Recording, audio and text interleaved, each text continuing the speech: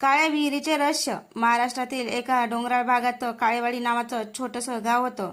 गावाच्या बाहेर एक प्राचीन विहीर होती. गावकरी सांगायचे की सूर्यास्तानंतर त्या विहिरीत डोकावणाऱ्या माणसाला स्वतःचा दुसरा चेहरा दिसतो आणि काही दिवसात तो रहस्यमयरित्या गायब होतो. शहरातून आलेला पत्रकार निलय या अफवेचा तपास करायला गावात येतो. पहिल्याच रात्री त्याला विहिरीतून कोणीतरी त्याचं नाव कुजबुजताना ऐकू येते.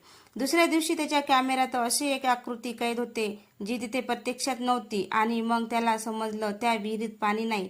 तिथे शेकडो वर्षापासून अडकलेल्या सावल्या आहेत आणि आता त्याच्यात सामील होण्यासाठी पुढचा क्रमांक निलयचा आहे. रात्र झाली होती. निलयने टॉर्च हातात घेतली आणि काळ्या विहिरीजवळ पाऊल टाकलं. आजूबाजूला भयानक शांतता होती. ना वाऱ्यांचा आवाज, ना किड्यांची किरकिर. अचानक टक टक टक विहिरीच्या आतून दगडावर कोणीतरी हळूहळू चालत असल्याचा आवाज आला. निलयने टॉर्चचा प्रकाश विहिरीत टाकला. खाली फक्त काळोख होता. तेवढ्यात त्याचा कॅमेरा आपोआप सुरू झाला. स्क्रीनवर जे दिसलं ते पाहून त्याच्या अंगावर काटा आला.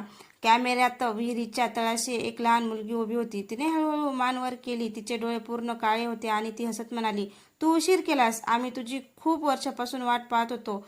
हे शब्द ऐकताच निलयच्या मागून कोणतरी थंड हात त्याच्या खांद्यावर ठेवला.